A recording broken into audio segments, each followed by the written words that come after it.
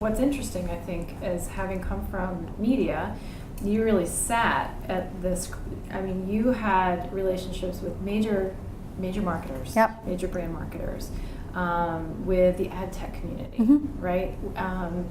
And agencies. So, I mean, you, given where you had been coming from, you had some great contacts and relationships with sort of all the different facets of what makes effective marketing happen these days, and the evolving media environment that's going on. That's a unique perspective that you're bringing to Hyatt as well, that not every CMO obviously has. How are you going to leverage that specific experience? Well, I mean, first of all, I think when you come from the outside, and I've had the privilege of really having lots of different experiences, you always see things anew, at least the first 6 months to a year. And so you look at things in a different lens, right? I remember when I first joined Gannett, Gannett had over 100 local media properties, and I remember being sort of on the homeland tour. That's what I used to call it, because I went to all these markets that I'd never been to before. But after going to Greensboro, Nashville, we sort of looked at each other, and I said to David Payne, who started the same week as me, we said, you know what, at CNN, we'd both worked at Turner early in our careers, we had 5 bureaus. If you really think about it, it's like Gannett has 100 bureaus, because we have reporters feet on the ground in 100 markets. It's not how people thought about Gannett, but to us who'd come from the outside, it was like, wow, I mean, that's actually incredibly powerful, right? Today, Gannett has more reporters than the AP, than CNN. I mean, partly because they're in all these local markets. So how would you actually take those assets and reimagine them? Mm-hmm. And I think about that actually now that I'm at Hyatt, because I read an article the other day somebody sent about hotel companies being really in the media business. Mm-hmm. And if you think about that, it's actually true, because we have a huge distribution network. Yeah. And so if you don't actually think about them as physical hotels per se, you are actually in the distribution business, because with our 600 some properties, you're actually touching people in 600 different markets, right? And so it's just a different way to sort of look at that asset base. And so just those kinds of twists sometimes allow you to see opportunities that people might not have seen otherwise. Right. And so, the thing I've learned, having done change repeatedly, is that it's always the combination of the view from the outside plus the expertise of those who know the business and have been in it for a very long time. It's those two things coming together that help you see a new path forward. Yeah. It's not one or the other. So now let's talk about Hyatt's journey. I mean, what is the change that you were brought in to make? So our CEO, Mark Hoplamazian, decided a couple of years ago, he sort of uncovered the DNA of the company and decided that focusing on the purpose of the organization, the greater purpose of the organization, was actually going to be a differential advantage for us.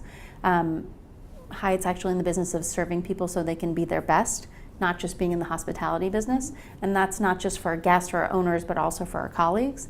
And so once you take that as sort of the lens, sort of the North Star that everybody's going towards, that's a hugely different way to actually look at the business, right? So if you use that filter in which to make business decisions, to hire people, to reward people, it's a very different kind of a model. And I think we now have 9 brands.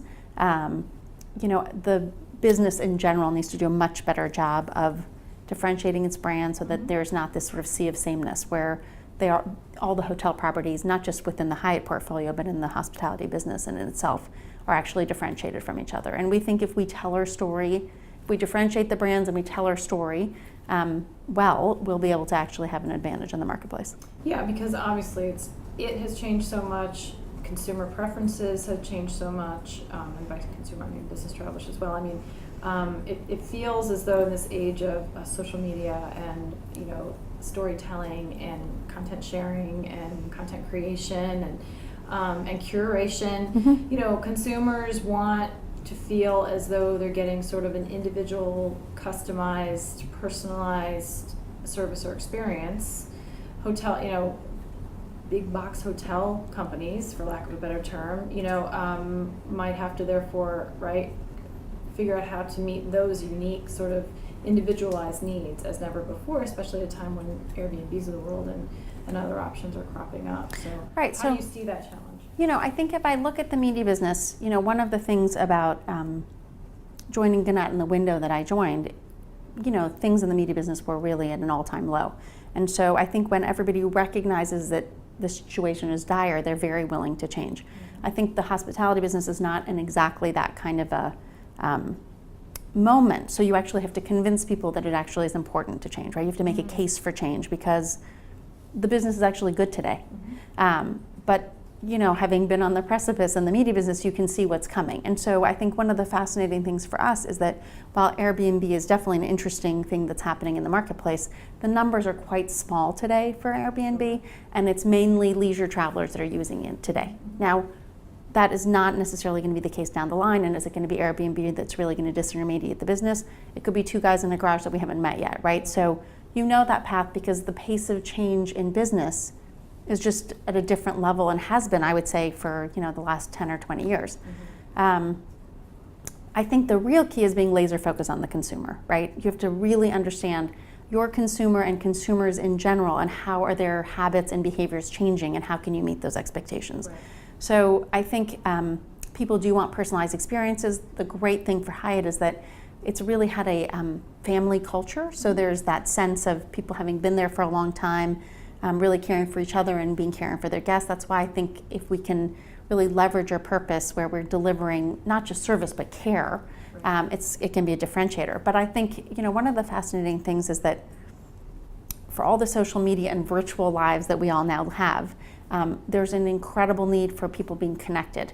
So what we're finding when you focus, for example, on millennials is that when they travel, they actually want to be connected to people when they get there. So when you get to the hotel and you're by yourself, how is that lobby space or the common space fostering community? Because they have it virtually, but they actually want it in real life too. Sure. And so, I think those are things that we're going to have to think about, not just in our business, but in business in general, because it's not just that social media is a virtual world. What it's also doing is people wanting to be connected when they actually get into the physical world, which is where they live on a day-to-day basis.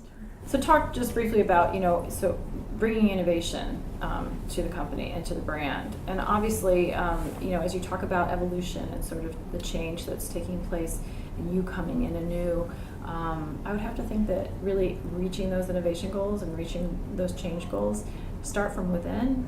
How are you viewing that challenge and what are you doing that? They do. I mean, I think one of the things I think about a lot is, what causes us to actually be able to transform something, right? And so I sort of take skills as table stakes. If I'm hiring somebody, I assume you have the skills, but what I look for is somebody who's high EQ, because it's the combination of the new and the old. Somebody who can come in and really read the culture and be able to figure out how they can doggedly move that culture forward, right? That is a particular skill on top of the actual skills of doing, the specifics of the job.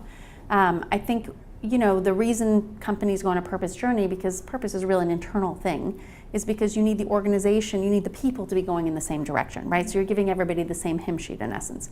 And so, what you're doing is mobilizing the employees to go in the same direction, because you can have all the strategy in the world, but if you don't have the people to actually take the hill, you're not going to win. And so I think for us, that's the journey that we're on. Innovation is a big topic. It's sort of like big data. Everybody's trying to do all kinds of things. I think means many different things. Means many different things. And I think, you're not innovating for the sake of innovation. You're actually just trying to see ahead of the curve, right, around the corner. And so you really have to try lots of different things, some big ideas, some small ideas, and see what works. But I think the key to success in many of these businesses, and in hospitality in particular, is for marketing to be in partnership with operations. Because it's not like marketing on the side. It's really, you have to be able to operationalize. That experience comes to life physically in the hotel on a day-to-day basis. So you really have to build partnerships and forge the path together.